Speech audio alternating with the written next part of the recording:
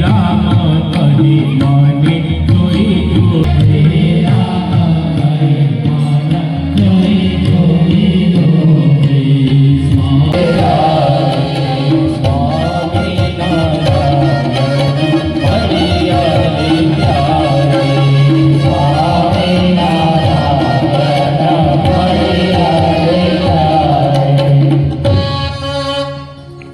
સ્વામિનારાયણ ભગવાનની જય।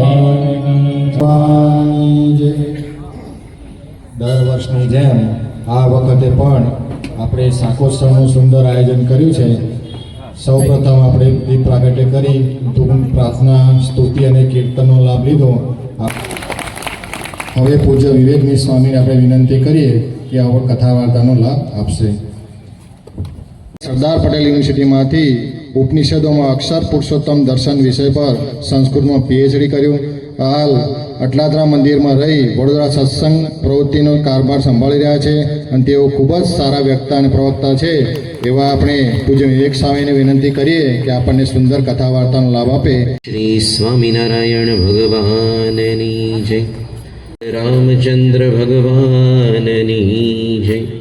શંકર ભગવાનની જય।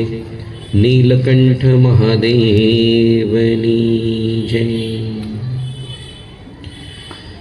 સમગ્ર વિશ્વની અંદર અનાદિકાળથી મનુષ્ય માત્રની તમામ પ્રવૃત્તિઓનો એક જ શાશ્વત સુખની પ્રાપ્તિ કરવી અને એના માટે ઘણા બધા બાહ્ય પદાર્થો ધન સંપત્તિમાં આપણે સુખની શોધ કરીએ છીએ, પરંતુ ધન સંપત્તિ કે બાહ્ય પદાર્થો એ બધા ક્યારેય માણસને સંપૂર્ણ સુખી નથી કરી શકતા।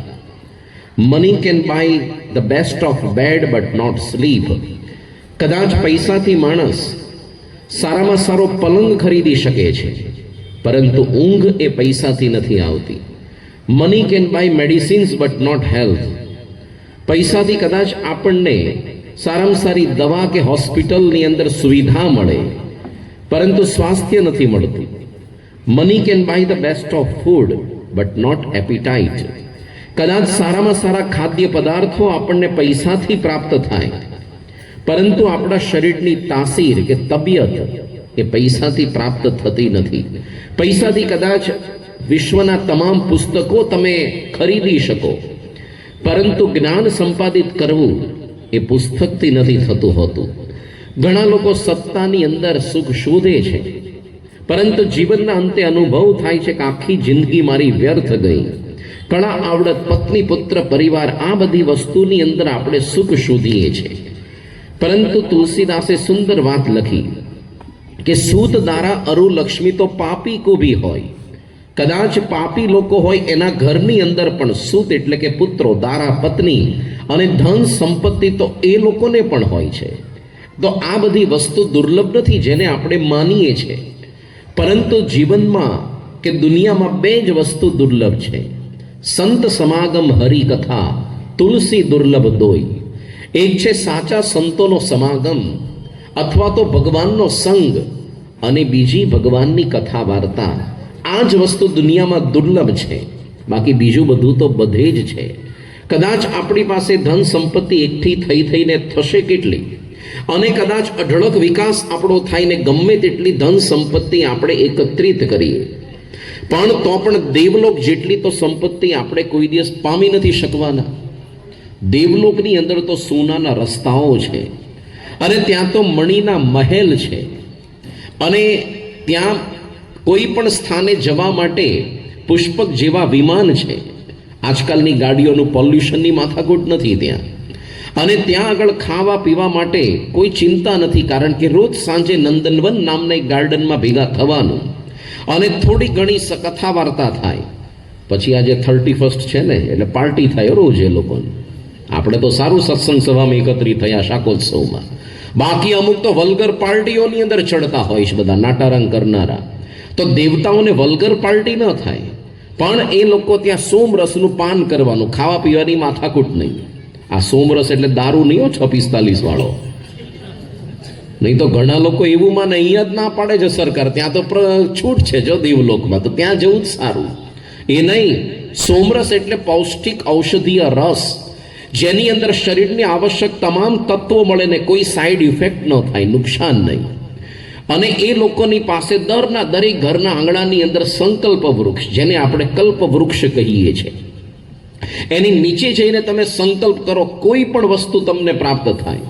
દુનિયાનો સારામાં સારો મને ચલો પીઝા મળે, સેન્ડવિચ મળે, આવી જ જાય ધડ દઈને, માથાકૂટ જ નહીં. હવે એ ઉપરાંત દરેકના પાસે પારસમણી એટલે સ્પર્શમણી, જે તમે લોઢાને અડાડો તો સોનું બની જાય. આપણી પાસે હોય તો રેલવેના પાટાને જ અડાડી દઈએ આપણે તો. એટલે તમે હાથમાં લઈને સંકલ્પ કરો કે મને આ પ્રાપ્ત થાય. દુનિયા મોંઘું મોબાઈલ કે લેપટોપ કે ટેબ્લેટ તો ધડ દઈને આવી જાય. આટલી બધી સુખ સુવિધા. અરે એ લોકોની દરેકની ચીર યૌવન અવસ્થા છે, એટલે કે 20-25 વર્ષની જ ઉંમર, વૃદ્ધાવસ્થા આવે નહીં, કોઈ શરીરમાં રોગ ન આવે, કોઈ કોઢ ન એ લોકોને થાય. અને એ લોકોને ભોગવવા માટે રૂપના અંબાર જેવી અપ્સરાઓ.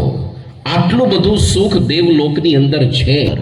ત્યારે સ્વર્ગની અંદર દેવતાએ વિચાર્યું કે આપણે તો આ ભોગ વિલાસથી એટલા કંટાળ્યા છીએ કે કંટાળીને એ લોકોએ આપઘાત કરવાના પ્રયત્ન કર્યા. આપણે માણસ જીવનની અંદર અતિશય ભોગ વિલાસથી જ્યારે કંટાળે એટલે પછી એને શું થાય કે થોડોક વ્યસન ઉપર ચડે, એટલે દુનિયા ભૂલવા પ્રયત્ન કરે. હવે દેવલોકની અંદર તો વ્યસન હતું જ નહીં, એટલે સીધા ફાઇનલ સ્ટેજ પર આવ્યા, આપઘાત કરવા પ્રયત્નો કર્યા. પણ આપઘાત પણ કરી નતા શકતા, કારણ કે સમુદ્ર મંથન વખતે જે અમૃત થયું હતું ઉત્પન્ન, એ પી ગયા હતા, એટલે આપઘાતથી રહિત થયા હતા. એટલે હવે તો એવા ભયંકર કંટાળ્યા કે ન સરખી જીવવાની મજા આવતી હતી અને નતા આપઘાત કરી શકતા. એટલે અમૃતનો કુંભ લઈને પૃથ્વી પર આવ્યા. અને એ લોકોએ વાત કરી શુકદેવજીને કે તમે એક કામ કરો, આપણે એક્સચેન્જ ઓફર કરીએ. આ બિચારા પરીક્ષિતને 7 દિવસની અંદર તક્ષક નાગ કરડશે, એનું મૃત્યુ થવાનું છે, તો તમે આ અમૃતનો કુંભ એને પીવડાવી દો, એટલે અમર થશે, મૃત્યુથી બચી જશે. અને એના બદલાની અંદર અમને આ ભાગવતનું સુંદર કથા અમૃતનું પાન કરાવો. એટલે એ વખતે શુકદેવજીએ વાત કરી, ક્વ સુધા ક્વ કથા લોકે ક્વ કાચ હ ક્વ મણિર મહાન. ક્યાં તમારા કાચના કટકા જેવું તુચ્છ અમૃત અને કાચના કટકાની સામે મોટી મણી જેવી અમૂલ્ય આ ભગવાનની કથા ક્યાંથી હોય? તો દુનિયાની અંદર જો દુર્લભ વસ્તુ આ ધન સંપત્તિ પુત્ર પરિવાર સત્તા એ બધું નથી, પરંતુ ભગવાનનો સંગ, સંતોનો સંગ કે સત્સંગ અને ભગવાનની આવી કથા વાર્તા એ જ એકમાત્ર દુર્લભ છે. People will realize that material things do not bring happiness, and at that time scientists will turn their laboratories to the study of God and prayer. કે જ્યારે લોકોને ખ્યાલ આવશે કે આ બધી દુનિયાવી વસ્તુઓ એ આપણને સુખી નથી કરી શકતી અને એ બહુ તુચ્છ છે, ત્યારે જે વૈજ્ઞાનિકો છે એ લોકો પોતાની પ્રયોગશાળા એ ભગવાનના પ્રાર્થના ખંડની અંદર ફેરવી દેશે. ટૂંકની અંદર એકમાત્ર શાંતિનો સ્ત્રોત એ કેવળ ભગવાનના ચરણ છે. કથા આવે છે આપણા પુરાણોમાં કે જ્યારે ભગવાને સૃષ્ટિનું સર્જન કર્યું એ વખતે બધી જ વસ્તુઓ લોકોની અંદર વહેંચી દીધી. સુખ દુઃખ વગેરે જેટલી પણ ઉર્મિઓ હતી અને અનંત પદાર્થો લોકોને વેચ્યા, પરંતુ એ દરમિયાન એક વસ્તુ પોતાના ચરણ નીચે છુપાવી રાખી. લક્ષ્મીજી જોઈ ગયા, એમણે પૂછ્યું કે તમે કઈ વસ્તુને તમારા ચરણ નીચે છુપાવી છે? ત્યારે ભગવાને કહ્યું કે જ્યારે લોકો આ ભૌતિક સમૃદ્ધિથી ભયંકર કંટાળશે અને જ્યારે સુખની શોધ કરતા કરતા આવશે એ વખતે એને મારી પાસે આવવું જ પડશે. ભગવાનની પાસે જ કેવળ શાંતિ છે, બાકી દુનિયામાં મોટા મોટા અબજોપતિઓ પણ દુઃખી હોય છે. અરે રાજકારણમાં ગમે એટલી મોટી પદવી પ્રાપ્ત કરો તોય અંતરમાં દુઃખી હોય, ગમે એટલી દુનિયામાં નામના કમાઈ હોય તો પણ અધૂરપનો અહેસાસ થતો હોય છે. એટલે કે એક કવિએ સુંદર વાત લખી છે કે ઊંચાઈ મળી જાય એટલે એવું નહીં માનવાનું કે મને સફળતા મળી કે સુખી થયો. હું કંઈક વ્યક્તિઓને મોટા મોટા પર્વતો પર રખડતી જોઉં છું. માણસ ગમે એટલી ઊંચાઈ પણ રખડતો હોય છે, ફાંફા મારતો હોય છે. કેવળ અને કેવળ ભગવાનના ચરણમાં શાંતિ છે અને ભગવાનના જે અખંડધારક સંત હોય એના સાનિધ્યની અંદર એટલે સત્સંગમાં શાંતિ છે. મહાભારતની અંદર કથા એવી આવે છે કે જ્યારે પાંડવોએ અંતિમ દિવસોની અંદર સ્વર્ગ આરોહણ કર્યું, એક પછી એક પાંડવો બધા કંઈક ને કંઈક દોષના લીધે નરકમાં પડ્યા. ભાઈઓને મારા પત્ની દ્રૌપદીજી છે એટલે ગયા નરકની અંદર અને નરકમાં જેવા ગયા તો ત્યાં આગળ અનંત જીવો બધા હેરાન થતા હતા, પાહીમામ નરકના કુંડમાં પોકાર કરતા હતા. એણે અવાજ પણ સાંભળ્યા ભીમના અને પોતાના ભાઈઓ જ બધા અર્જુન, નકુલ, સહદેવ, દ્રૌપદીજીના. પણ જેવા યુધિષ્ઠિરનો પ્રવેશ ત્યાં થયો, એકદમ શાંતિ છવાઈ ગઈ. અને લોકોએ કહ્યું, તમે અહીંયાથી જતા નહીં, તમારા કેવળ સાનિધ્ય માત્રથી અમને શાંતિ મળે છે. એક પવિત્ર આત્મા, એના સાનિધ્ય માત્રથી શાંતિ મળતી હોય છે દુનિયામાં. એક વખત એવું બન્યું કે ચોમાસાની ભયંકર ઋતુ હતી ને વરસાદ થતો તો વીજળીઓ પડતી હતી. એટલે અમુક લોકો એક ઝાડની નીચે બેઠા અને કીધું કે ચલો આપણે વીજળી પડે એના કરતા ઝાડ નીચે ઊભા રહીએ. ત્યાં આગળ આકાશવાણી થઈ કે તમારામાંથી પાપી છે ને એની ઉપર વીજળી પડશે, પણ એક પવિત્ર માણસ છે એના લીધે તમારી ઉપર વીજળી નથી પડતી, પાપી છે એને લીધે પડશે. એટલે એકબીજા પર હુંસાતુસી કરવા માંડ્યા. અને આપણામાંથી પાપીને દૂર કાઢવો પડશે, નહીતર એના લીધે આપણે જ હેરાન થશું. એટલે 10 જણામાંથી એક સમાજનો શ્રેષ્ઠ ડોક્ટર હતો અને લોકો એને કીધું, તું સામેના ઝાડે જા, તું જ મારો વાલો પાપી છો. આજે જાતના ખોટા હાર્ટ સર્જરી કરો છો, ખોટી દવાઓ લખી આપો છો, ખોટા સ્ટેન્ટ મૂકો છો અને જાતના બિનજરૂરી ઓપરેશન કરો છો, ધંધો કર્યો છો તમે લોકોએ. તું જ પાપી છો, સામે ઝાડ જઈને આવ જા. પેલો બિચારો ડરતો સામે ઝાડે જઈને પાછો આવ્યો, પણ વીજળી ન પડી. એટલે ડોક્ટર રાજી થયો કે હા શાશ, હું પાપી નથી, એન્જિનિયરનો વારો કાઢો, ચલો. ડરતા જઈને આવ્યો, પણ કઈ વીજળી ન પડી. રાજી થઈ ગયો કે હું તો નથી હો ભાઈ. એટલે રાજકારણીને પકડ્યો, તું જ મારો વાલો પાપી છો. અરે લોકોના પૈસા લૂંટીને કેટલા સ્વિસ બેંકમાં મૂકી આવો છો તમે લોકો. ખોટા ચૂંટણી પહેલા વચન આપો છો, જાતની રેવડીઓ વેચો છો, ચૂંટણી પછી કંઈ કરતા નથી 5 વર્ષ સુધી. તું જા સામે જઈને આવ. અને ડરતો પેલો રાજકારણી જઈને આવ્યો તોય વીજળી ન પડી. હવે એક વકીલ હતા, એની ઉપર તૂટી પડ્યા. તમે જ લોકો આજકાલ સાચાનું ખોટું કરવું, ખોટાનું સાચું કરવું, આ ધંધા કરનારા છો બધા. જા જઈને આવ. એટલે પેલો સામે જઈને આવ્યો, એ બચી ગયો. લો, હવે વ્યાપારી પર તૂટી પડ્યા. અરે આજકાલ તો કેવી ભેળસેળ કરો તમે બધા, સાચું જ ખબર નથી પડતી. બધું દુનિયામાં ભેળસેળ વાળું જ થઈ ગયું. ભારતમાં તો જેટલી ગાયો છે એના કરતા 3 ગણું દૂધ રોજ વેચાય છે, રોજ. ક્યાંથી દૂધ ફૂટી નીકળે છે જ ખબર નથી. આજકાલ જે મીઠાઈઓની અંદર માવો વપરાય, પામોલીન તેલ અને પેલો દૂધનો પાવડર, એટલું બધું ડુપ્લિકેટ પનીર અને ચીઝ, એટલું બધું આજે ડુપ્લિકેશન છે. તો આજે ખબર નથી પડતી સાચું શું ખાઈએ છીએ આપણે. ભેળસેળ કેમિકલ ખાઈએ છીએ કે સાચું ખાઈએ છીએ. તું જ મારો વાલો ભેળસેળીઓ છો ને પાપી છો, જઈને આવ. એ જઈને આવ્યો પણ ન થયું. આવી રીતે વારાફરતી પછી એક વળી બહુ જ મોટો કોલેજનો હેડ હતો, વળી પ્રિન્સિપાલ. અરે આજકાલ તો તમે શિક્ષણ નામે ધંધો ખોલીને બેઠા છો કે થોડાક વળી રૂપિયા આપે એટલે એડમિશન આપવા અને પેલા રૂપિયા ન મળ્યા પેલા નાપાસ કરવા. ધંધો ખોલ્યો છે આજકાલ શિક્ષણના નામે. સરસ્વતીની કુખે લક્ષ્મીને પેદા કરવાની તમારે. જાઓ સામે જઈને આવો. પેલો જઈને આવ્યો, પડ્યું નહીં. હવે છેલ્લે છે ને એક સાધુ બાકી હતા, એટલે બધા એની પર તૂટી પડે. આ જ મારો વાલો સૌથી પાપી લાગે છો. સાધુના કપડાનો ઢોંગ કરે છે, ખોટી માળા ફેરવે છે, ભજન કરે છે. આપણે બધા બચી ગયા, આના લીધે આપણા પર વીજળી પડશે. જા તું સામે કિનારે જતો રહે. અને સાધુ તો બિચારા ભજન કરતા સામેના ઝાડ પર ગયા. અને જેવા સામેના ઝાડ પાસે ગયા તો વીજળી પડી, ધડ દઈને. પણ કોના પર પડી? પેલા 9 જણા ઉભા હતા ને એના ઉપર પડી. 9 જણા ઉપર. એક સાધુ હતા એટલે બચી ગયા હતા. તો કબીરજીએ લખ્યું છે કે યદિ સંત ન હોત સંસાર મેં જલી જાત બ્રહ્માંડ. આ દુનિયામાં એટલા પાપાચાર દુરાચાર થાય છે અત્યારે કે એની અંદર પવિત્ર સંતનું અસ્તિત્વ છે ને એટલે દુનિયા બચી જાય છે. બાકી જો સંત ન હોય તો ક્યારની સળગી ગઈ હોય આખી દુનિયા. ટૂંકની અંદર શાંતિ કેવળ સંતના સાનિધ્યમાં જ છે. અરવિંદ મહર્ષિ કહેતા કે one man's purity can save the whole world. એક માણસની સાચી પવિત્રતા, સાધુતા એ સમગ્ર વિશ્વને સુધારી શકે છે. ભગવાને આપણને મનુષ્યને બુદ્ધિ, શક્તિ, ઇન્દ્રિયો, મન, પ્રાણ આપ્યા છે. પશુ પક્ષીઓ કરતા આપણને જુદી બુદ્ધિ શક્તિ આપી છે, વિકાસની શક્તિ. પરંતુ એનો સાર્થક ઉપયોગ થયો ક્યારે કહેવાય કે ભગવાન અને સંતના કામમાં લાગે, સત્સંગના ભજનના કામમાં લાગે તો. બાકી તો તુલસીદાસે લખ્યું છે રામચરિત માનસમાં, जिन हरि कथा सुनी नहीं काना, श्रवण रंध्र અહીં ભવન સમાના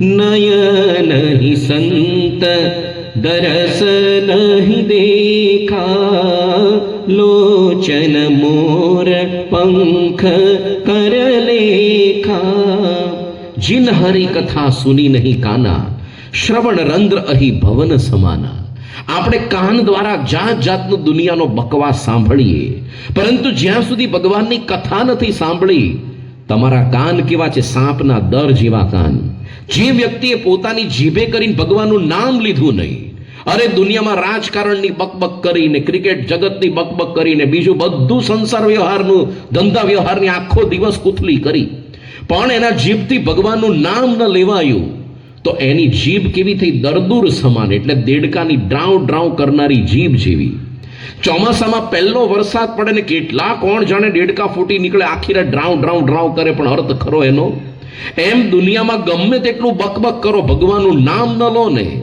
એ દેડકાના ડ્રાઉ ડ્રાઉ જેવું જ થયું જે વ્યક્તિએ પોતાની આંખોથી ભગવાનના દર્શન નથી કર્યા અરે ફિલ્મોની અંદર જાત જાતનું વિચિત્ર જોયું ન જેવાનું જોયું બીજું બધું જ જોયું પણ આંખોથી ભગવાનના દર્શન ન કર્યા આંખ એની કેવી લોચન મોર પંખ કર લેખા એટલે કે મોરના પીછાની અંદર પણ સુંદર ડિઝાઇન જેવી આંખ એના જેવી આંખ થઈ જે વ્યક્તિ કોઈ દિવસ પગે ચાલીને ભગવાનના દર્શને ન ગયો 31st પાર્ટીમાં કોકની યારે નાચવા ગયો પણ ભગવાનના દર્શન કરવા ન ગયો એના પગ કેવા થયા કદલી સ્તંભ સમાન કેળના સીધો દાંડો હોય કેળનું ઝાડ એના જેવા જે વ્યક્તિએ પોતાના હાથોથી ભગવાનની સેવા ન કરી દુનિયામાં બીજા બધાની કરી પુત્ર પરિવાર સગાવાલા વગેરે પણ ભગવાનની ન કરી એના હાથ રજ્જુ સમ એટલે દોરડા જેવા થયા અને જે વ્યક્તિએ કોઈ દિવસ મસ્તક એનું ભગવાનના ચરણમાં નથી નમાવ્યું દુનિયામાં બીજે બધે નમાવ્યું ઘરમાં પત્ની પાસે નમાવવું જ પડે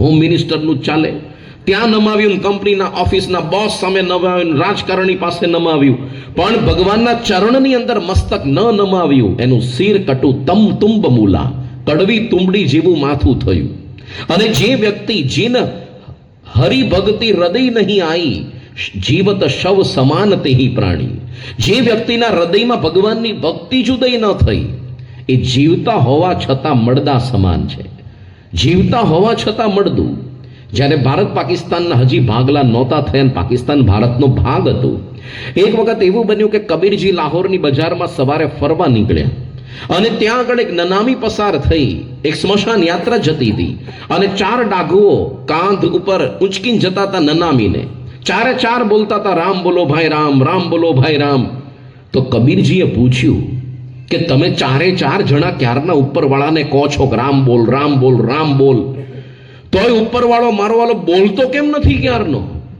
ચારે ચાર જણા મંડ્યા છો કેમ નથી બોલતો ઉપરવાળો તો પેલા લોકો કેમ મરી ગયો કહેવાય હવે ન બોલે ત્યારે કબીરજીએ સુંદર વાત કરી કે જે વ્યક્તિ જીવતા હોવા છતાં કોઈ દિવસ રામનું ભગવાનનું નામ નથી લેતો એ કેવો છે જીવતા હોવા છતાં મળદા સમાન છે જીવતા હોવા છતાં મળદા જેવો એટલા માટે ભગવાનનું નામ ન લીધું તો પછી એનો જન્મ વ્યર્થ ગયો કહેવાય એની કોઈ જ અર્થ નહીં તો આ આપણે જે જીવન પ્રાપ્ત થયું છે એની સાર્થકતા જ એમાં છે કે એનાથી આપણે ભગવાનનું નામ લઈએ આજે દુનિયાની અંદર એક ગાંડ પણ ઉપડ્યું છે મોટિવેશનલ ટોક સાંભળવાનું તો લોકો મોંઘા ખર્ચા કરીને કોક ને કોક વક્તાઓ બોલતા હોય જીવનમાં કંઈક પ્રેરણા મળે મને મોટિવેશન મળે આજે યુટ્યુબની અંદર રાફડા ફાટ્યા છો મોટિવેશનલ સ્પીકર્સના પરંતુ આવા દિવ્ય સત્સંગની અંદર મફત આપણને વાતો મળતી હોય મફતનો ક્યારેક મહિમા હોતો નથી ગુણાતીતાનંદ સ્વામી જેમની મૂર્તિ ભગવાન સાંઈની બાજુમાં છે કહેતા કે આજે ભગવાનની વાતો કેવી છે કરોડ રૂપિયા દેતા પણ આ વાતો મળે નહીં અરે તમારા ઘરની અંદર સોનાના ખોરડા હોય ખોરડા એટલે સોનાના ઘર એ બાળીને વાતો સાંભળવી અરે તમારા ઘરની અંદર એક વખત ગુણાતીતાનંદ સ્વામી ગિરનાર પર્વતની સામે બેઠા હતા અને કહ્યું કે ગિરનારમાં જેટલા પથ્થર છે એટલા તમારા ઘરમાં પારસમણી અને ચિંતામણી હોય એ બધાનો ત્યાગ કરીને અરે ગિરનારમાં જેટલા વૃક્ષ છે એટલા ઘરની અંદર સંકલ્પ વૃક્ષ એટલે કલ્પ વૃક્ષ હોય એ બધાનો ત્યાગ કરીને શું કરવાનું આ સત્સંગની અંદર આવવાનું કારણ કે આ સત્સંગ માણસને સાચો માણસ બનાવે છે આપણે ઘણી વખત આકારથી માણસ હોઈએ છીએ, અંદર માણસાઈ નથી હોતી. જેવી રીતે આજકાલ કોઈ નદી સુકાઈ ગઈ હોય તો કહેવી તો નદી જ પડે, કારણ કે આકાર એવો છે ને, પાણી હોય જ નહીં, કામની જ નહીં. કોઈ ઘડિયાળ હોય બંધ જ પડી ગઈ હોય પણ કહેવી શું પડે? ઘડિયાળ, કારણ કે આકાર એવો છે. તો આપણી માણસાઈ જતી રહી. આજે દુનિયામાં ડોક્ટરો વધ્યા, એન્જિનિયરો વધ્યા, બીજા બધા વધ્યા, પણ માણસો ઓછા થતા ગયા. ગધેડાને કોઈ દિવસ કહેવું નથી પડતું તું ગધેડો થા, એ છે જ. વર્ષો તેની લાઈફસ્ટાઈલમાં કોઈ એને ફેરફાર નથી કર્યો. કોઈ દિવસ સાંભળ્યું 31 ડિસેમ્બરની પાર્ટીમાં ગધેડો દારૂ પીવા ગયો હોય? કોક જગ્યાએ ડીજેમાં નાચવા ગયા હોય ગધેડાની ગેંગ બધી? પણ માણસ એવા અવળા પાક્યા છે ને બધા ધંધા કરે. જોજો તમે, બધા જ પ્રકારના ધંધા. વારે વારે કહેવું પડે માણસ રે. ગધેડો કોઈ દિવસ નોનવેજ ખાવા ગયો? કોઈ દિવસ નહીં. સંપૂર્ણ શાકાહારી છે. લો, એની ઉપર લીલા કલર ટપકું મારી જ દેવું પડે, કાંઈ એમ ચોંટાડી જ દેવાનું. સંપૂર્ણ શાકાહારી. પણ આજકાલના માણસો કેવા કૂતરા જેવા થયા. રોટલાઈ ચાવે ને માંસના ડૂચાઈ ચાવે. કૂતરા એવું જ કરે ને. ગધેડો નથી ફેરફાર કરતો. જુઓ તમે, એક વખતે ખેતરની અંદર એક ખેડૂત હતો, એના દીકરાને મારતો હતો અને કહેતો હતો તું તો સાવ ગધેડા જેવો પાક્યો, લે સાવ ગધેડા જેવો. અને દૂર ઊભું ઊભું ગધેડાનું બચ્ચું સાંભળી ગયું, રડતા રડતા એની માતા પાસે ગયું. અરે માતા માતા, આપણી ગધેડા જ્ઞાતિનું ઘોર અપમાન, આંદોલન કરો, ચલો રસ્તા રોકો આંદોલન, ટ્રેન રોકો આંદોલન, સુપ્રીમ કોર્ટમાં કેસ ફાઇલ કરો, માનહાનિનો દાવો કરો. આ માણસોએ આપણું અપમાન કર્યું, ગધેડા જ્ઞાતિનું. એટલે એની માતાએ કીધું બેટા શું અપમાન કર્યું? અરે એક ખેડૂત એના દીકરાને ગધેડાની ઉપમા આપતો હતો. આપણે ક્યાં એના જીવા છીએ?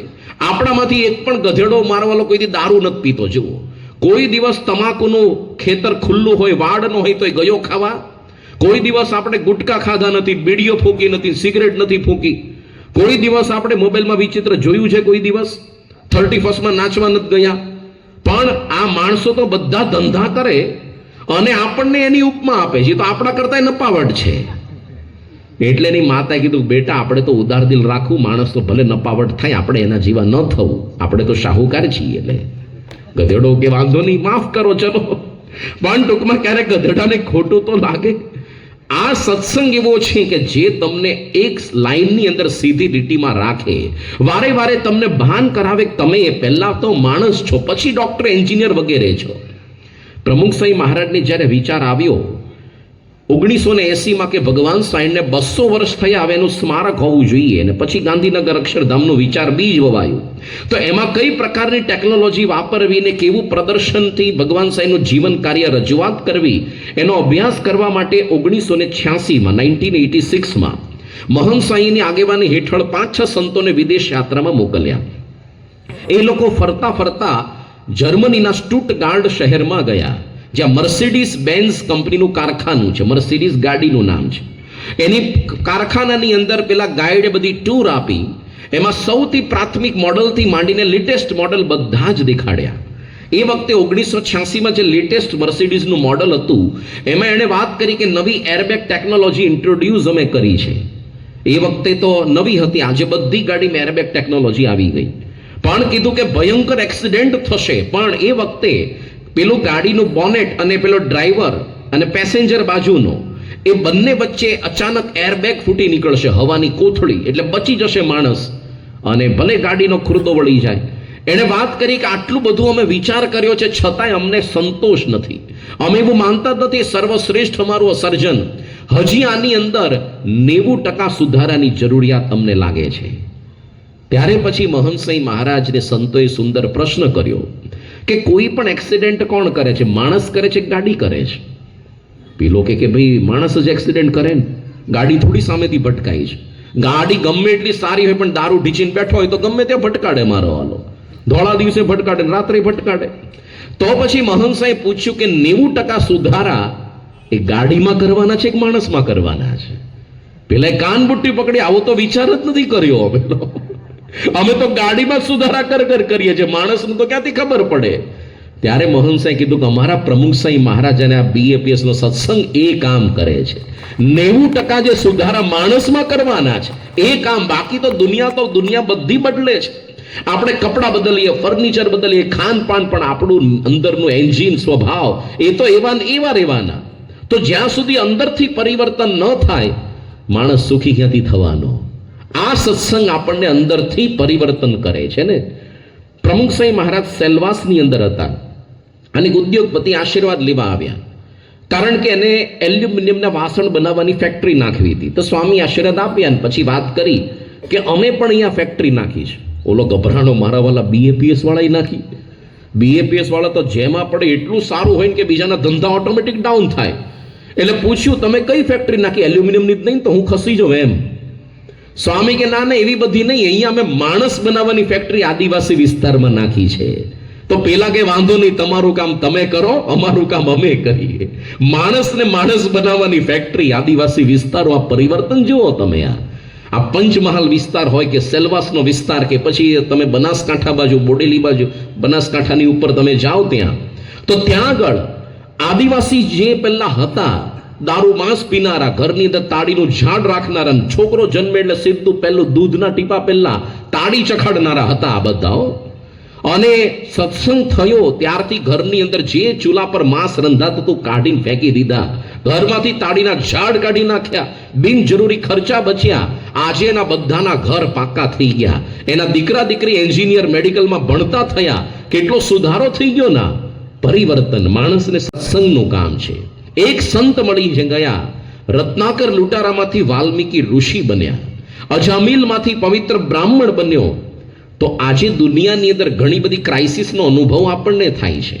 કોઈક જગ્યાએ વળી ખોરાકની ક્રાઇસિસ, ગાઝા પટ્ટીમાં યુદ્ધ ચાલે છે, પેલેસ્ટાઇન, ઇઝરાયલ, એમાં ખોરાક નથી બી એટલે એની ક્રાઇસિસ, ક્યારેક શુદ્ધ પાણીની ક્રાઇસિસ, ક્યારેક શુદ્ધ હવા. આજે દિલ્હીની હવા એટલી પોલ્યુટેડ છે કે ત્યાં તમે દિવસની 10 સિગરેટ પી જાઓ મફતની, લેવા દે, એટલી તો હવા ખરાબ છે. તો આ બધી દુનિયામાં અલગ અલગ ક્રાઇસિસ, એટલે એનો એક અછત તો છે. પણ સૌથી મોટી ક્રાઇસિસ હોય તો ચારિત્ર્ય અને સંસ્કારની. એ કોઈ સ્કૂલ, કોલેજ કે બજારની અંદર મળતી નથી, કોઈ જગ્યાએ નહીં. એ મળે છે કેવળ અને કેવળ સત્સંગથી જ. આજે ભારત દેશની અંદર બિન સાંપ્રદાયિક શિક્ષણ અપાય છે સ્કૂલો, કોલેજોમાં. એવી કમનસીબી ભારત દેશની બેઠી છે કે જે દેશની અંદર વેદ, ઉપનિષદ, રામાયણ, મહાભારત જેવા પવિત્ર ગ્રંથો થયા, જે દેશની અંદર ભગવાન શ્રી રામ, ભગવાન શ્રી કૃષ્ણ અને મહાન અવતારો અને બીજા કેટલા ભક્તો, હનુમાનજી, શબરી, સીતા માતા, પાર્વતીજી, આવા મહાન મહાન લોક નાયકો થયા. પણ કમનસીબી એ છે કે આપણા બાળકોને ધોરણ 1 થી 12 કે કોલેજમાં એક અક્ષર આપણા સનાતન હિન્દુ ધર્મનો ભણાવવામાં નથી આવતો. આપણે ગધેડાનો ગ ભણાવવો પડે છે, ગણપતિનો ભણાવી નથી શકતા. અને જો ભૂલમાંથી ભણાવ્યો તો અમુક ગેંગ હોબાળો મચાવી દેવો, શિક્ષણનું ભગવાકરણ થઈ રહ્યું છે. અને સંઘી વિચારધારા એ લાગુ થઈ રહી છે. ભારત જોખમમાં છે, બંધારણ ખતરે મેં. આ પ્રકારનું બવંડર આખું ઊભું થાય તો એવા વાતાવરણની અંદર ક્યાંથી આપણા દીકરાઓને ધાર્મિક સંસ્કાર મળશે? એના માટે આ સત્સંગ છે. સત્સંગની અંદર આપણે આવીએ, બાળમંડળમાં આપણા દીકરાઓને મોકલીએ, નાનપણથી એ લોકોને સંસ્કાર મળે. માતૃદેવો ભવ, પિતૃદેવો ભવ. આજે પરદેશની અંદર વર્ષમાં એક જ વખત ફાધર્સ ડે ને મધર્સ ડે આવે, બાકી ભૂલી જ જવાના. ભારતની અંદર તો every day is fathers day, every day is mothers day. આપણા પ્રાચીન ભારતની અંદર જ્યારે શિક્ષણ અપાતું એની સાથે સંસ્કાર અપાતા, સંસ્કારયુક્ત શિક્ષણ.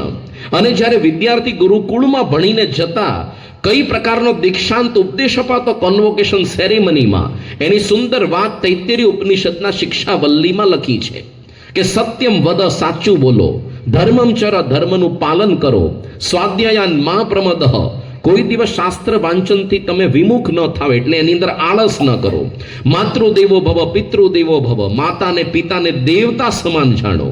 અને અતિથિ દેવો ભવ, તમારા અતિથિ ઘરમાં હોય એને પણ દેવતા સમાન જાણો. આ પ્રકારનું અદ્ભુત શિક્ષણ અપાતું. એટલે ભાવિ ભારતની અંદર ભરત, ધ્રુવ, નચિકેતા કેવા દિવ્ય પાત્રો થતા. પણ આજે આ બિન સાંપ્રદાયિક ઢાંચાની અંદર કંઈ જ થતું નથી. આજે હિન્દુ મા બાપ જેટલા બેદરકાર છે પોતાના પુત્રોને સંસ્કાર આપવામાં, દુનિયાની અંદર કોઈ પ્રજા આટલી બેદરકાર નથી. જોજો તમે, આપણા હિન્દુ વાલીઓને એટલી જ ચિંતા છે કે બસ અમારા દીકરા ફિઝિક્સ, કેમેસ્ટ્રી, બાયોલોજી, મેથેમેટિક્સ 10મું 12મું ધોરણ, એમાં PR પર્સન્ટેજ આવવા જોઈએ, પર્સન્ટેજ આટલા ટકા ને આટલા ટકા, એટલે ટકામાં ટકો કરી નાખશો. કેટલા હિન્દુ મા બાપને પડી હશે કે અમારા દીકરા એક ભાગવતનો શ્લોક વાંચ્યો છે, અરે એક ગીતાનો શ્લોક એને આવડે છે, હનુમાન ચાલીસાના થોડાક એને ચોપાઈ કંઠસ્થ છે ખરી, અને કદાચ કંઠસ્થ હોય તો એના અર્થ ખબર છે? કોણે વચનામૃત સ્વામીની વાતો વાંચી?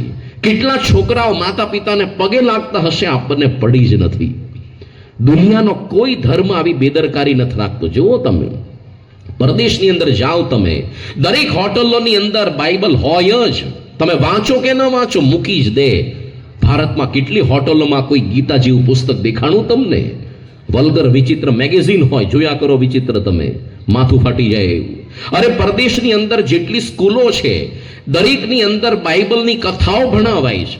અમુક તો કોર્સમાં આવે છે. આજે યુગાન્ડા, કેન્યા, આફ્રિકા જેવા દેશોમાં કોર્સની અંદર તમે ક્રિશ્ચન હો કે ન હો, પણ બાઇબલની કથા ભણવાની, એની પરીક્ષા લેવાય, ફાઇનલ માર્કશીટમાં એના માર્ક્સ ગણાય. ભારતની અંદર પણ જેટલી કોન્વેન્ટ શાળાઓ છે, ડાયરેક્ટ એ લોકો બિબ્લિકલ સ્ટોરીઝ નથી બોલતા, પણ મોરલ સાયન્સ, નીતિ વિજ્ઞાન, એના નામે બાઇબલની જ કથા ભણાવે. અને એ ઉપરાંત ભારતમાં કેટલી મદ્રસાઓ જે 8-8 વર્ષના છોકરાઓને કુરાન ગોખાવે છે.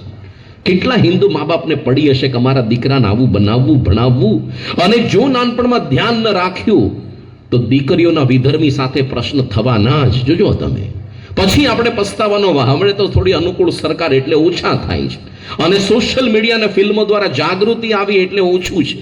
બાકી તો આજુબાજુ ઉપર નીચે કોકને તો થયો જ હોય પ્રશ્ન. કેમ? પછી પસ્તાવાનો વારો આવે.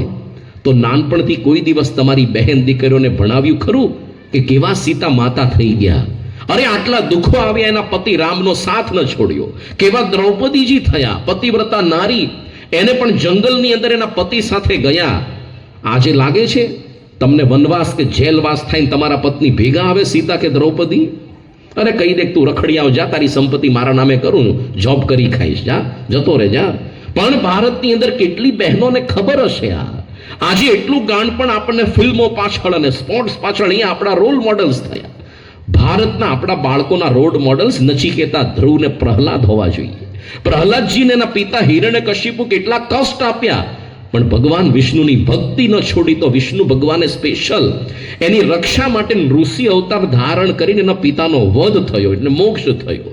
આપણા ભારતનું નામ જેના પરથી પડ્યું છે એવા ભરત રાજા, દુષ્યંત અને શકુંતલાના પુત્ર, એ જ્યારે નાના હતા 5-6 વર્ષના, જંગલમાં જતા અને સિંહ બાળકોને પકડીને લઈ આવતા.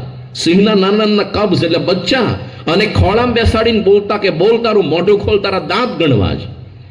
આજે ભારતની અંદર કોને ખબર હશે નચિકેતા જેવો 11 વર્ષનો બાળક થયો? એના પિતા ખાલી એમ નામ બોલી ગયા કે જાત અને યમને દાનમાં દીધો, યમને, અને ગયા નરકમાં. ત્યાં આગળ યમરાજ બહાર ગયા તો 2 દિવસ 2 રાત પડ્યા રહ્યા. યમરાજ આવ્યા, દ્રવિત થઈ ગયા. આટલો નાનો બાળક બ્રાહ્મણ, ચાલ વરદાન માગી લે. એને માગ્યું કે મને મૃત્યુંજય વિદ્યા એટલે આત્મા પરમાત્મા અક્ષર પુરુષોત્તમનું જ્ઞાન આપો, કે જેનાથી મૃત્યુથી પર થવાય. આ કથા આવે છે કઠોપનિષદમાં. ગાંધીનગર અક્ષરધામના વોટર શોની અંદર આ કથા મૂકી છે આપણે. કેટલાને ખબર હશે નચિકેતા નામનો બાળક ભારતમાં થયો? અરે ભારતની અંદર ધ્રુવજી થયા, જેને અત્યારે ધ્રુવના સિતારા તરીકે ઓળખીએ છીએ. 6 વર્ષનો બાળક હતો, રાજાનો પુત્ર, જંગલનો અનુભવ નહોતો. એની માતાએ કીધું કે બેટા તું ભગવાનનું ભજન કર. 6 વર્ષનો બાળક જંગલમાં ગયો. 6 મહિના સુધી જે તપશ્ચર્યા કરી, અધોક્ષજ વિષ્ણુ ભગવાન પ્રસન્ન થઈને કાયમ માટે ધ્રુવના સિતાર રૂપે સ્થાપિત કર્યો. આ આપણા બાળકોના રોલ મોડલ્સ છે.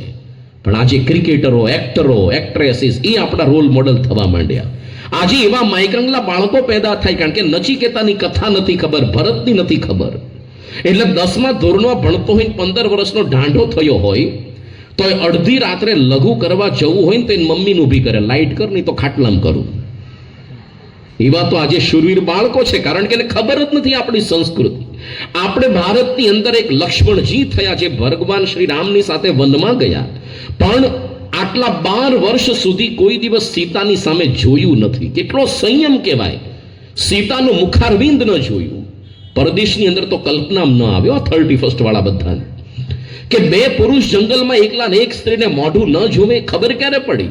કે જ્યારે રામ ભગવાન સીતા માતાની શોધમાં નીકળ્યા, એ વખતે ઋષ્યમુખ પર્વત પર પેલા સુગ્રીવજી મળ્યા અને વાત કરી કે તમે, મારી પત્નીનું અપહરણ થયું, તમને કઈ અંદાજ છે? એને વાત કરી કે ઘણા ટાઈમ પહેલા કોક રાક્ષસ ઉપરથી છે ને એક વિમાનની અંદર એક સ્ત્રીને લઈ જતો હતો. એણે જોયા અમને પર્વત ઉપર, હાઈટ ઉપર, એટલે સ્ત્રીએ એના ઘરેણા અને અમુક વસ્ત્રો નાખ્યા છે.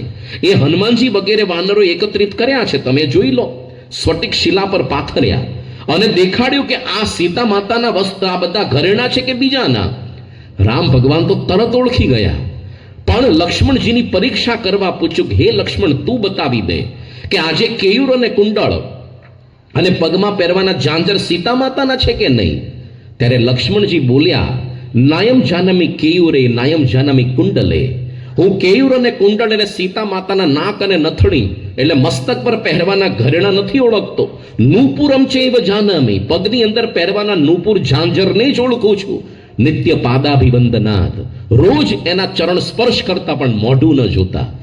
ત્યારે રામ ભગવાને પોતે પૂછ્યું, વાલ્મીકી રામાયણનું બોલું છું, મારી કથા નથી કહેતો હું. રામ ભગવાને કીધું, તમને આટલો સંયમ ક્યાંથી આવ્યો? કારણ કે આ તો બહુ જ અઘરું છે. ત્યારે લક્ષ્મણજી બોલ્યા, પિતા યસ્ય શુચિર્ભૂત માતા યસ્ય પતિવ્રતા ઉભાભ્યામ એવ સંભૂત તસ્ય નો ચલતી મનઃ. જેના પિતા ચારિત્ર્યવાન હોય, માતા પતિવ્રતા હોય, એમાંથી ઉત્પન્ન થયેલા સંતાન એ પણ એવું જ હોય, વડ એવા ટેટા, બાપ એવા બેટા. એનું મન કોઈ દિવસ તસ્ય નો ચલતી મનઃ, એનું મન ચલાયમાન ન થાય. પણ માતા પિતા પવિત્ર હોય તો પવિત્ર ઓલાદ થાય, એમનામ ન થાય. કુવામાં તો વેડામાં આવે. આના ઉપરથી ઘણી વખત આપણે બોધ કથા કહીએ. આજકાલ બને જ કેવું, એક વખત મુંબઈની લોકલ ટ્રેનની અંદર ખિસ્સા કાતરું ચડ્યા ભાઈ, અને જોતા હતા કોનું ખિસ્સું કાપવું. ત્યાં વળી એને અનુભવ એવો થયો કે મારું જ ખિસ્સું કોક કાપે છે લે, કારણ કે પોતાના ધંધાનું પહેલા ખબર પડે આ બધાને.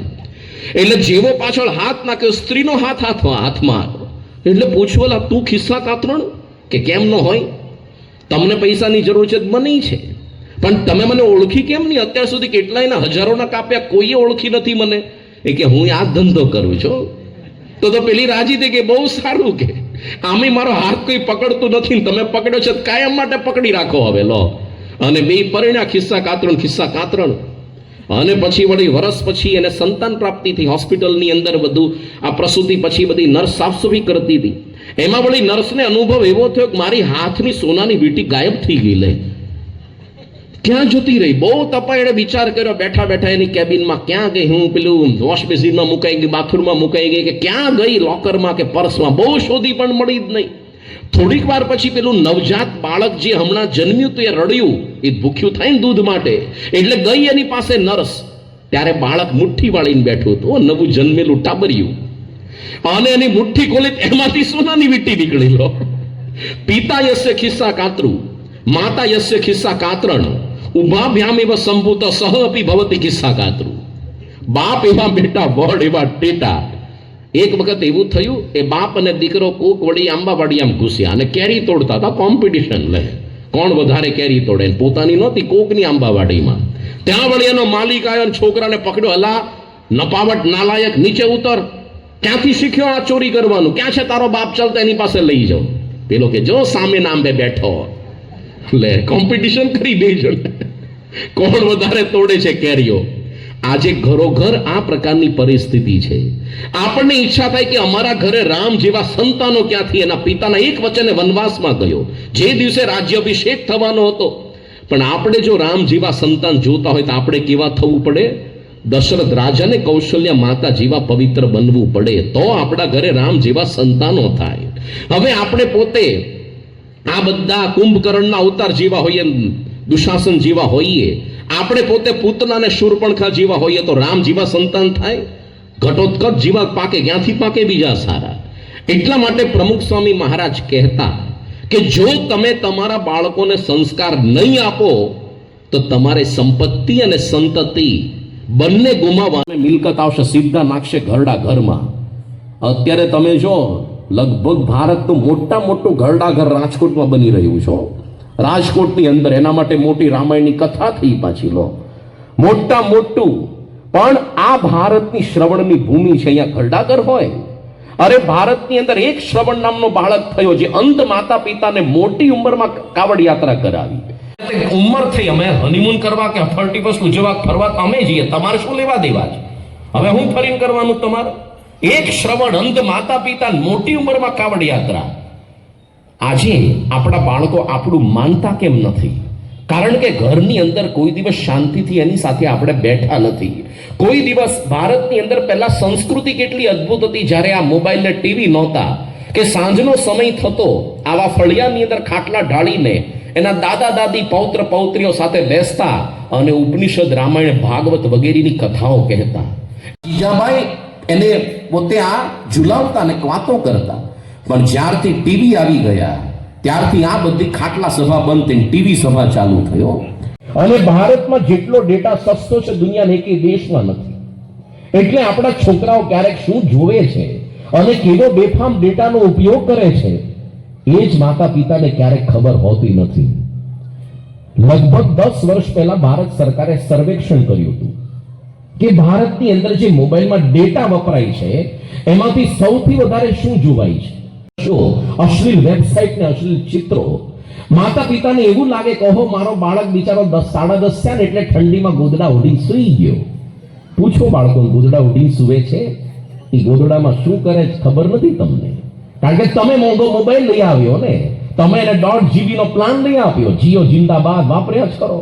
ઘરની અંદર પ્રવેશ કરો, સાંજના સમય બધા બેઠા હોય એક જ ઘરમાં, ક્યારેક એક જ રૂમમાં, બધા મોબાઈલ મંતરતા હોય. જોજો તમે, એક જણો ફેસબુક પર ચોંટ્યો, એક જણો વોટ્સએપ પર મંડ્યો હોય, એક જણો પબજી રમતો હોય, એક જણો જાત જાતનું ડાઉનલોડ કરીને 2.5 GB પૂરું કરવા લગતો હોય.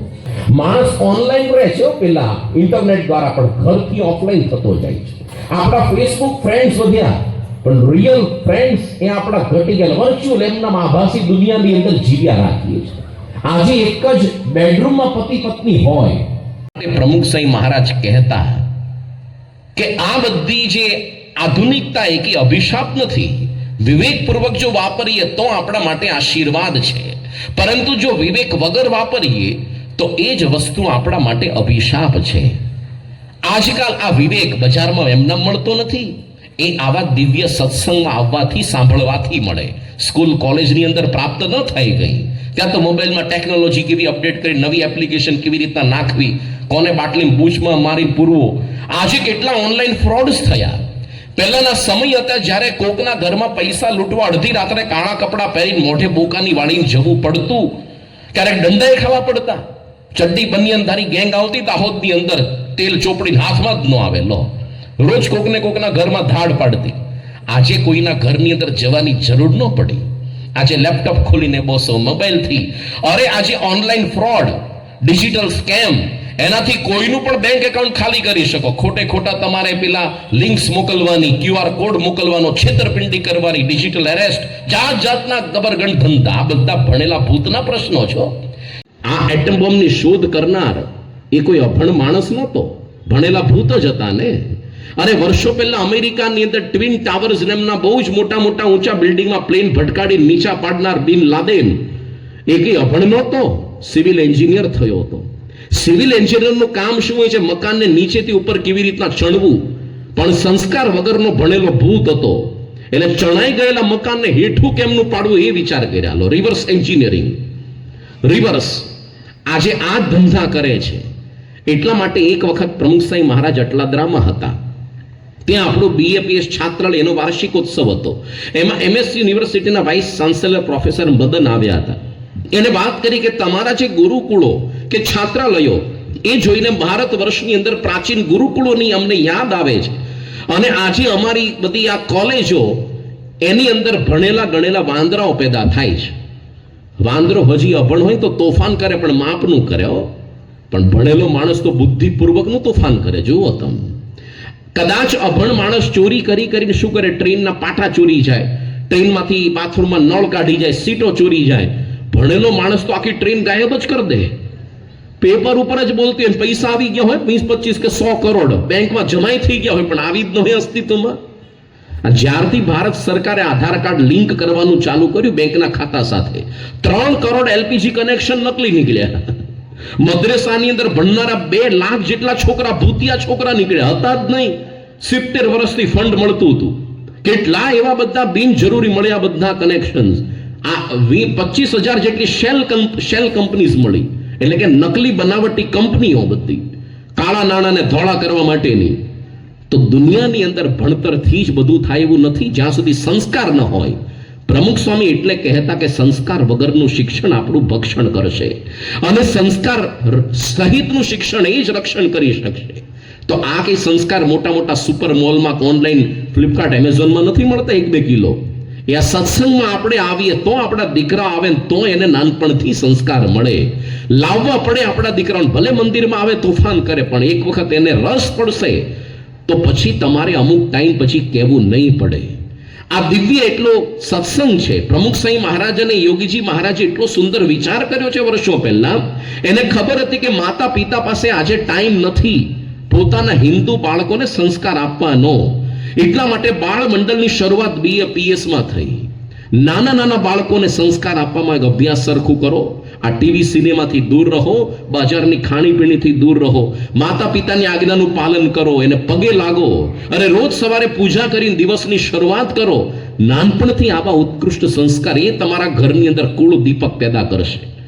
બાકી તો રાવણ ને કુંભકર્ણ જેવા આપણા ઘરની અંદર થઈને ઉભા રહેશે. જો સંસ્કાર ન આપ્યા તો આપણે બાળ મંડળમાં લાવવા પડશે.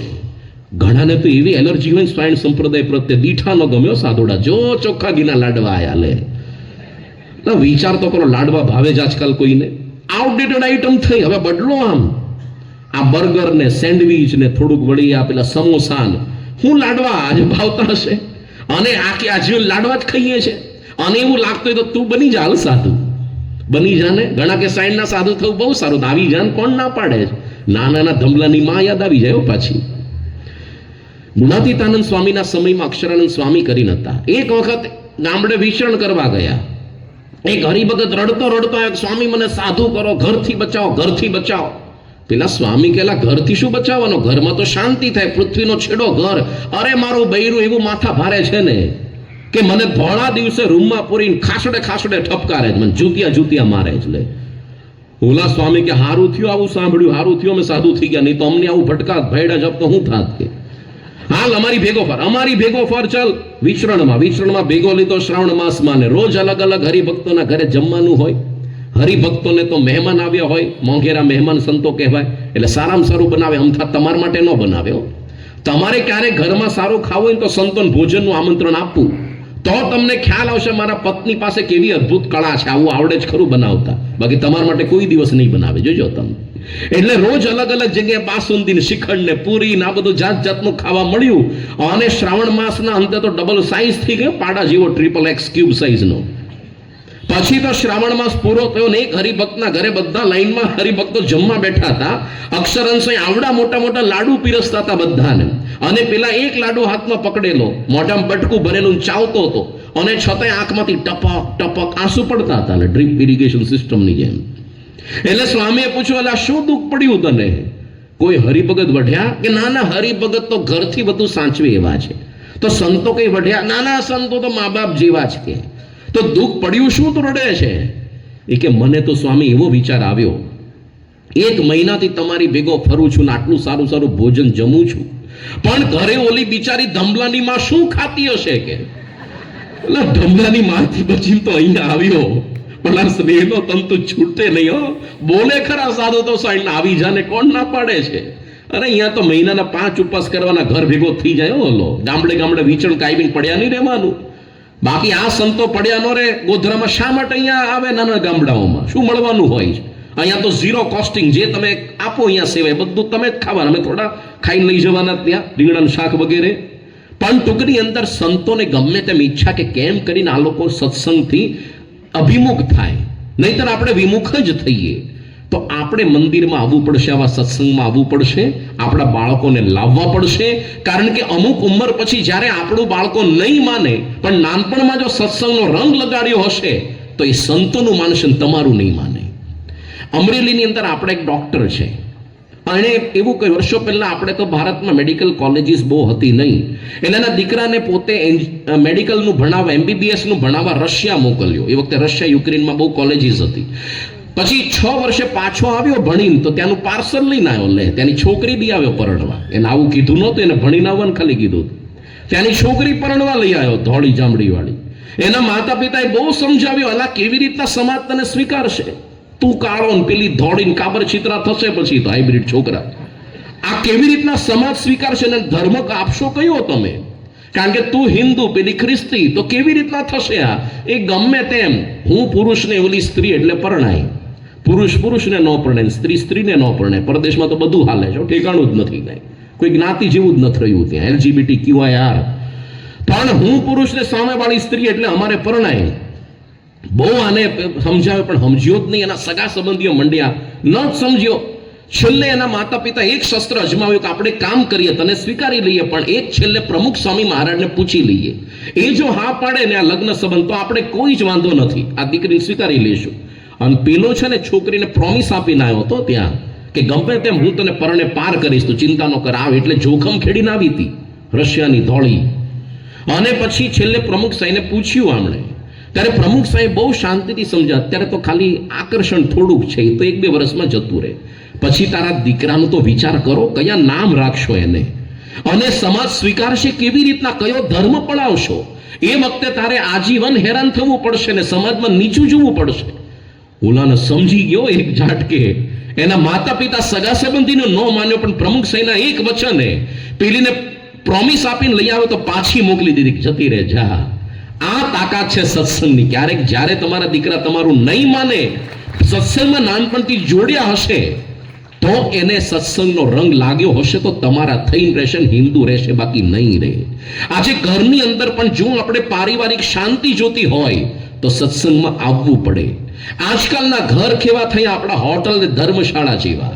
બધાના પતિ પત્ની બાળકોના આવવા જવાના સમય જુદા, બધા પોતપોતાના ટાઈમે ફ્રીજમાંથી ઠંડો ખોરાક લઈને માઇક્રોવેવમાં ગરમ કરીને ખાય. કોઈને કોઈની સાથે બોલવાનો કેટલા દિવસો સુધી વ્યવહાર નહીં. આજે ભાઈ ભાઈના ઝઘડા, પતિ પત્નીના ઝઘડા, માતા પિતા પુત્રોના ઝઘડા, આ બધામાંથી બચવું હોય. સાસુ વહુના તો અનાદિના ઝઘડા, આદિવેર સાસુને વહુ, આદિવેર ઘંટીને ઘઉં. એક વખત એક નવા વહુ, આ લગ્ન સિઝન ચાલે છે ને, એટલે નવા વહુ ઘરમાં પરણીને આવ્યા, અને સાસુએ ઘરનું ફેમિલી સ્ટ્રક્ચર સમજાવ્યું કે જો આ ઘરની અંદર ભલે તારો સસરો વડાપ્રધાન છે, પણ હું હોમ મિનિસ્ટર છું અનાદિકાળથી, અને હું કહું એમ થાય છે. આના પહેલા 10 વર્ષ મૌની બાબાનું ચાલ્યું હતું એમ, એટલે હું કહું એમ ઘરની અંદર થાય છે. અને તારો પતિ એ પાછો ફાઇનાન્સ મિનિસ્ટર છે, નાણાં મંત્રી, કારણ કે રૂપિયા એ કમાઈ લાવે છે, અને અમે બધા તાગડ ધીંધા કરીએ છીએ એના રૂપિયાથી. પાછો તારો ધણી ડિફેન્સ મિનિસ્ટર પણ છે, રક્ષા મંત્રી, કારણ કે અમે કોકની સાથે ઝઘડો કરીએ પછી સમાધાન કરવા એને બલીના બકરાની જેમ આગળ કરીએ છીએ. અને મારી મોટી દીકરી ફેશન મિનિસ્ટર છે, મારી વાલી ફેશન પરેડમાં જ આટા મારા 31st ને 25મી ડિસેમ્બર ને બ્યુટી પાર્લરમાંથી જ નવરી નથી પડતી. અને મારી બીજી નાની દીકરી એ પાછી ફોરેન મિનિસ્ટર છે, મિનિસ્ટર ઓફ એક્સટર્નલ અફેર્સ, કારણ કે પરદેશની અંદર જ ફર્યા કરે છે. આવી રીતે અમારું ઘરનું આખું ફેમિલી સ્ટ્રક્ચર છે.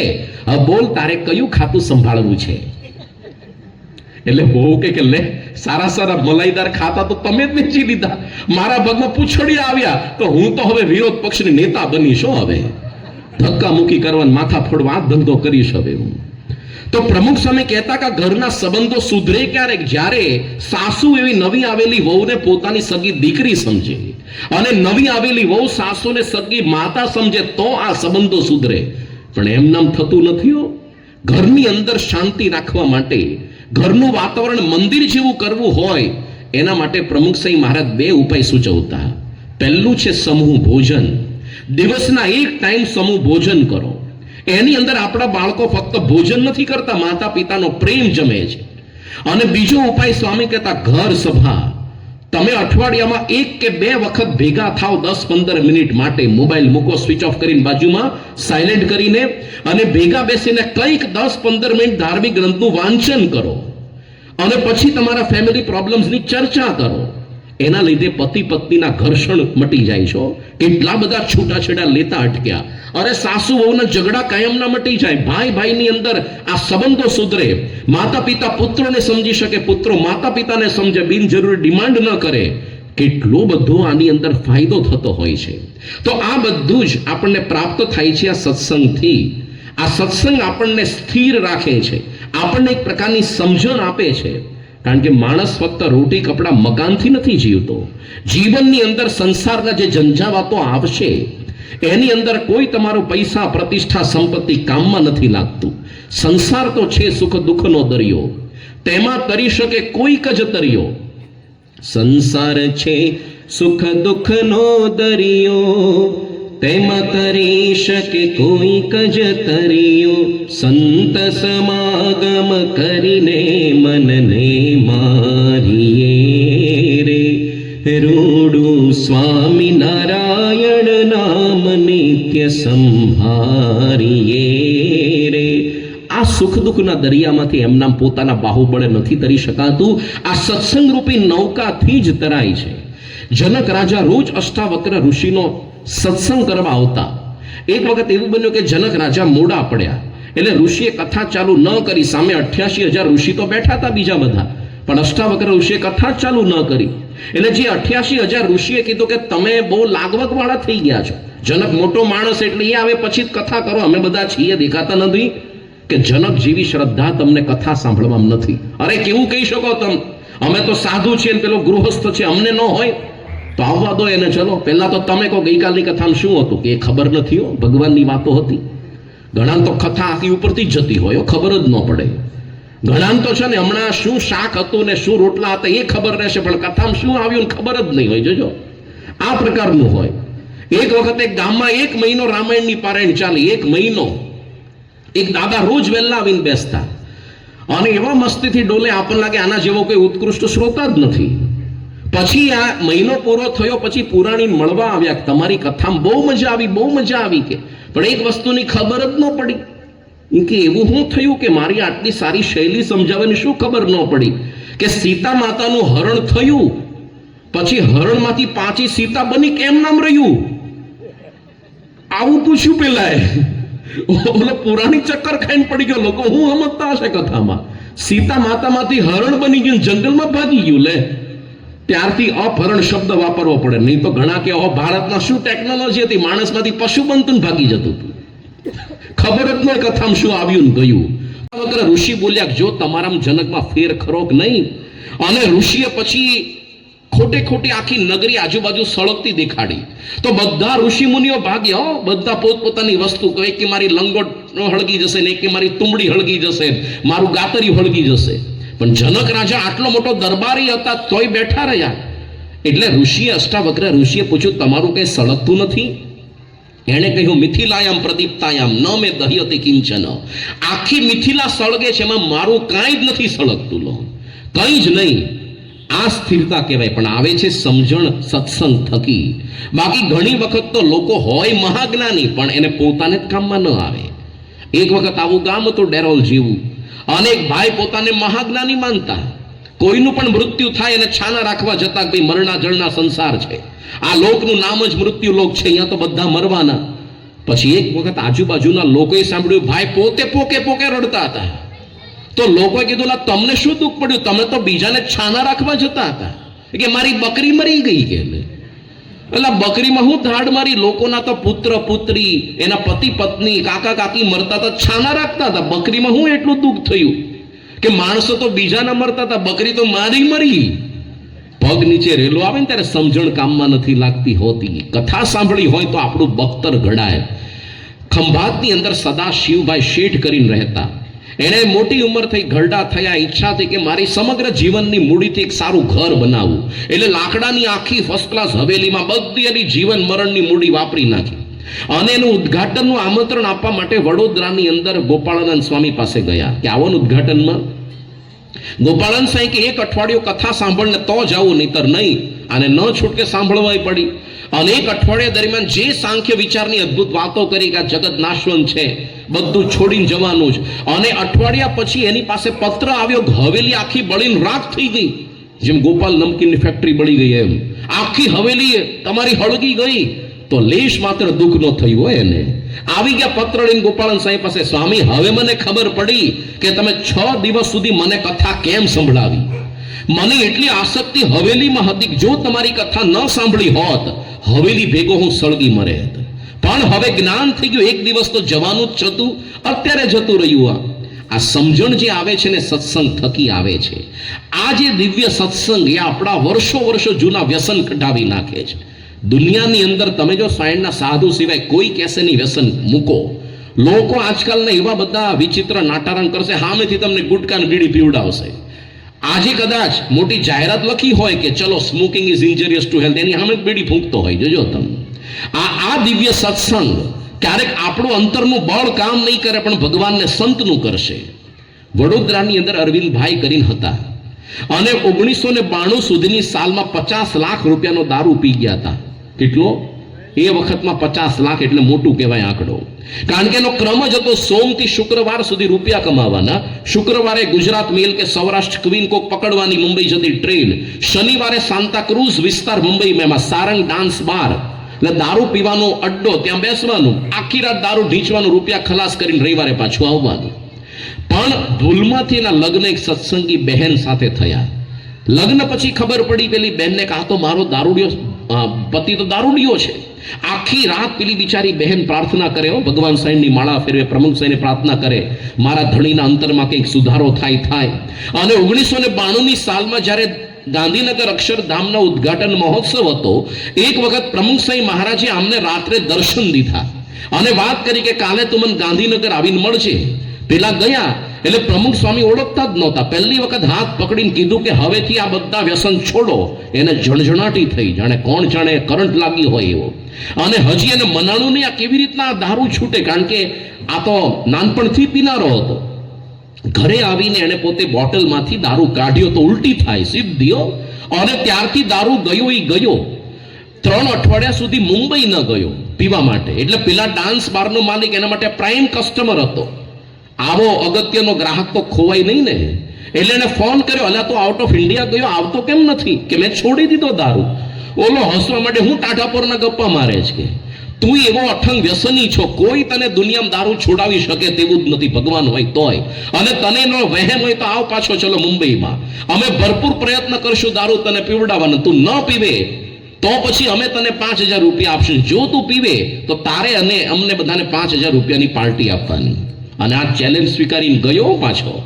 અને ત્યાં તો બાર બાળા બધી ડાન્સ કરનારી છોકરીઓ હોય, અડધી બડધી કપડાં પહેરેલી, 15 આના માથે છોડી દીધી. જે આને દારૂ પીવડાવે એને 1000નું ઇનામ. આખી રાત ધમાલ કરી પણ એક ટીપું પીધું નહીં. ત્યારે પેલો ડાન્સ બારનો માલિક માની ગયો, તને જે કોઈએ દારૂ છોડાવ્યો એ મને ખબર નથી પ્રમુખ સાંઈ કોણ છે, પણ જો ભગવાન જો મૂર્તિમાન હોય તો પ્રમુખ સ્વામી દ્વારા જીવતા હોવા જોઈએ. મને ખબર તું કેવો અઠંગ દારૂડિયો હતો, કોઈ છોડાવી શકે તેવું નથી. એ ભાઈએ 1992માં પોતે દારૂ તો છોડ્યો, પણ 1999 સુધીમાં એને જાહેરાતમાં કબૂલાત કરી હતી જન્મ જયંતિની સભામાં. આ 7 વર્ષમાં 250 લોકોને તો એને દારૂ છોડાવ્યો હતો. સંત में और पारस में बड़ो अंतरो जान, एक लोहा कंचन करे एक करे आप સમાન. સંતો પારસમણી જેવા નથી, ખાલી લોઢાને સોનું કરે, પણ પોતાના જેવો બીજો પારસમણી ઉભો કરે, જે કેટલા બીજાના લોકો લોઢા જેવાને સોનાના બનાવે. આવું એક દ્રષ્ટાંત નહીં, હજારોની સંખ્યામાં. આ સત્સંગ એટલો દિવ્ય છે, એમાં ખાલી આ વ્યસનો છૂટે એવું નહીં, આપણા ભલભલા વિચિત્ર સ્વભાવો જતા રહે. હીરાલાલ પરીખ નામના મુંબઈના હરિભક્ત આધેડવઈના, એને મોટી ઉંમરે એના ધર્મપત્નીનું ધામ ગમન થયું. અને પ્રમુખ સાંઈ મહારાજ પાસે રડતા આવે, સ્વામી મારે બીજા લગ્ન કરવા જ પડશે, એના વગર નહીં રહેવાય. પ્રમુખ સાંઈ વાત કરી કે તમારું મન નવરું છે ને એટલે આવા સંકલ્પ કરે, તમે કામ કરો. આખું ટાઈમ ટેબલ બનાવી દીધું.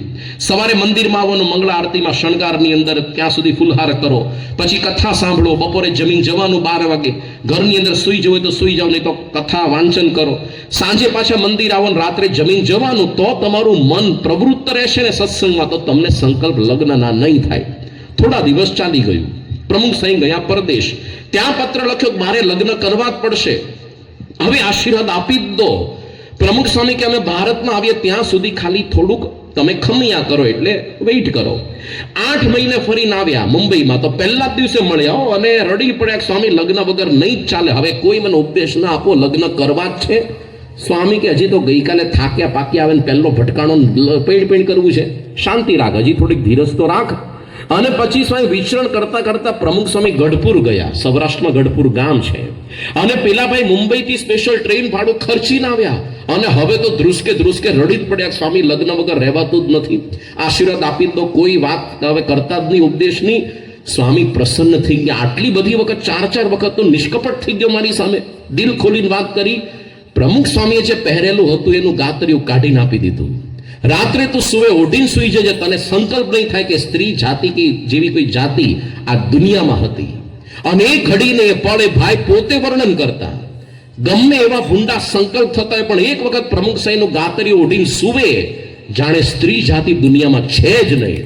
એક જ ઝાટકે કામ વાસના જતી રહી. અરે પહેલાના ઋષિ મુનિઓ 20,000 60,000 વર્ષ તપ કરીને રાફડા થઈ ગયા શરીરના, તોય બીજી વખત પરણેલા છો, ભ્રષ્ટ થયા છે. સૌભરી, ચવન, પરાશર. આ સત્સંગ એવો દિવ્યના ભગવાનને સંત એવા દિવ્ય છે, જન્મો જન્મની તમારી વાસના જતી રહે. આપણે જે સ્વાયં સંપ્રદાયની અંદર કોઈ નવો મુમુક્ષુ દાખલ થાય એ વખતે આપણે કંઠી પહેરાવીએ છીએ. કંઠી વખતે વર્તમાન વિધિમાં આપણે પાણી આપીએ છીએ હાથમાં અને મંત્ર બોલીએ છીએ. એ વખતે બોલતા આપણે કાળ, કર્મ, માયા વગેરે. અત્યારે બોલીએ છીએ ધન્યોસ્મી પૂર્ણ કામોસ્મી. પછી આપણે કહીએ છીએ કે હવે તમારા પાપ બધા અત્યાર સુધીના બળી ગયા, અત્યાર સુધી એકઠા થયા હતા, નવા કરવાના નહીં. તો ક્યારેક આપણને હસવું આવે કે આ મારા વાલા સાધુ હું ટાઢાપોરના ગપ્પા મારતા હશે, એટલે હાથમાં પાણી લઈને ફેંકીમાં પાપ બળે. એવું તો રોજ આપણે હાથ પાણી નથી લેતા હવારમાં. પરદેશમાં તો એ જ લેતા નથી, ટીશાવાળી જ કરે છે. લો, પાણી વાપરતા જ નથી આવડતું. જેમ કાઠિયાવાડના ઠેફાવાળી કરતા ટીશાવાળામાં ચડ્યા. પણ આમ કે આપણા પાપ બળે. આવો જ પ્રશ્ન ગુણાતીતાનંદ સ્વામીના વખતમાં મુંજાસુરુને થયો. એટલો ભયંકર પાપી જીવ કે કોક વળી ભરવાડ પાસેથી ઘેટા બકરા લેવાના અને કાચા કાચા બાફીને ખાઈને દારૂ પીવે ને એવો વિચિત્ર. અને ગુણાતીતાનંદ સ્વામી એને કીધું કે તું ચલ વર્તમાન વિધિ ધારણ કરીને આ કંઠી પહેર. પેલો કે મને ફાયદો કોને તો કરું, નહીતર ન કરું. ત્યારે કીધું કે તારે છે ને અત્યાર સુધીના પાપ બળી જશે, નવા કરીશ નહીં. પેલો હસવા માંડ્યો, હું ટાઢાપુરના ગપ્પા મારો છો? એટલા બધા મેં પાપ કર્યા છે કે મારા એક દિવસના પાપ કોક માથે લે એનું માથું ફાટી જાય, તમે શું માફ કરવાના? ત્યારે પછી ગુણાતીતાનંદ સાંઈ કે ચલ તને વિશ્વાસ નથી આવતો ને હાથમાં પાણી લે ચલ. અને હાથમાં પાણી આપીને એ વખતે આપણે કાળ, કર્મ, માયા, યમદૂત, ભયાત, અહમ, સ્વામિનારાયણ શરણ પ્રપન્નોસ્મી સપાતુમામ શ્લોક બોલ્યા. અને કીધું ગુણાતીતાનંદ સ્વામીએ કે હવે તારા બધા પાપ પાણીમાં આવી ગયા, તારે પ્રતિતિ લાવવી છે ને. બાજુમાં ભયંકર એક કોટા સ્ટોન, ગ્રેનાઇટ જેવો કાળો પથ્થર કડક પડ્યો હતો, મોટી પથ્થરનો ટુકડો. સ્વામી કે આના પર પાણી છાંટ.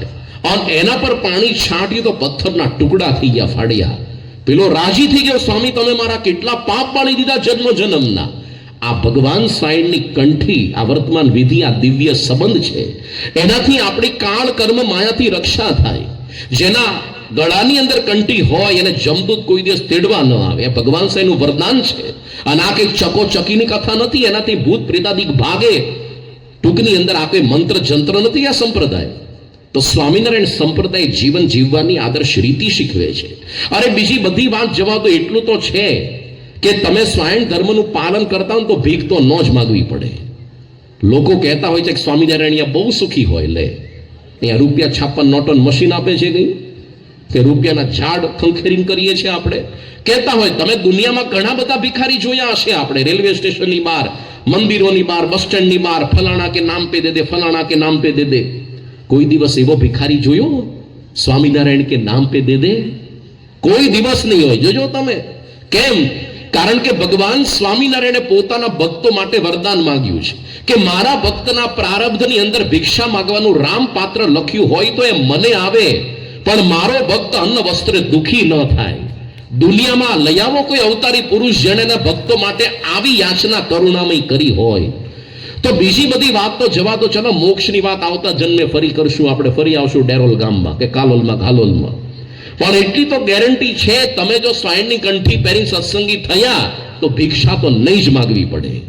આવી ગેરંટી દુનિયામાં કોઈ ઇન્સ્યોરન્સ કંપની નથી આપતી. જુઓ, કોરોના કાળમાં ભલી ઇન્સ્યોરન્સ કંપની ઉઠી ગયો, માલિક સહિત વેચાઈ ગઈ, અને હવે સાહસ જ નથી કરતા હેલ્થ ઇન્સ્યોરન્સ આપવાનું. પણ આ દિવ્ય સત્સંગ એ સામાન્ય વાત નથી, એ આપણને મફતમાં પ્રાપ્ત થતો હોય.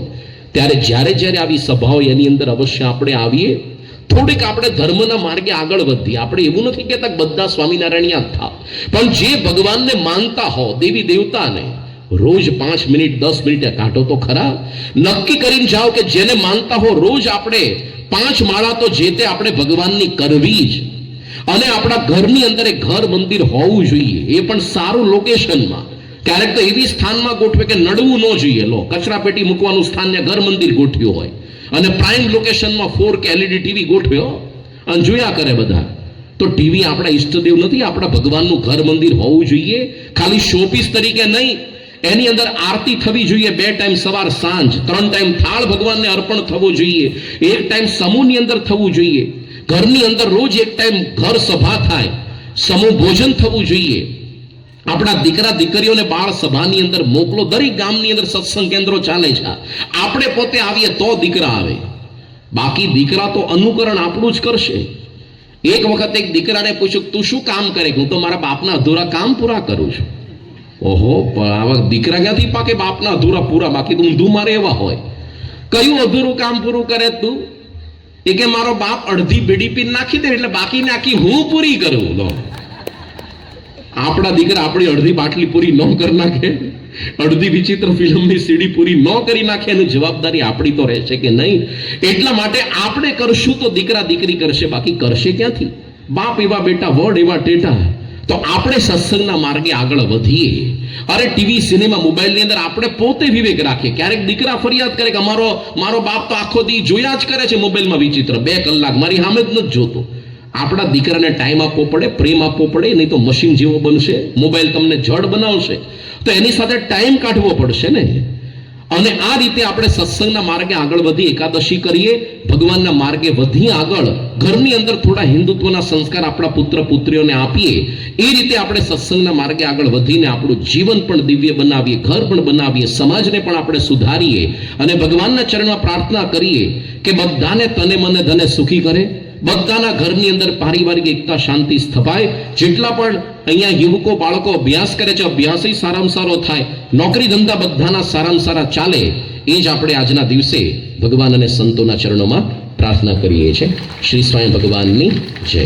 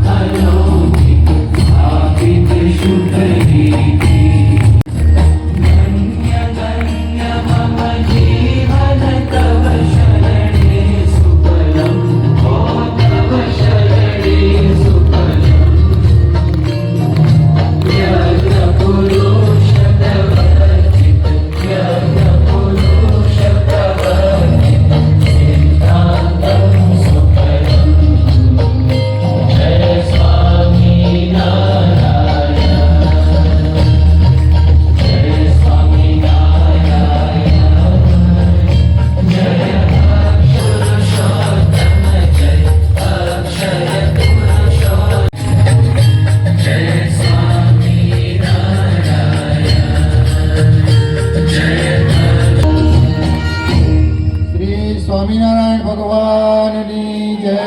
અક્ષર પુરુષોત્તમ મહારાજની જય. સ્વામિનારાયણ ભગવાન. ગુણાતીતાનંદ સ્વામી મહારાજની જય. ભગતજી મહારાજની જય.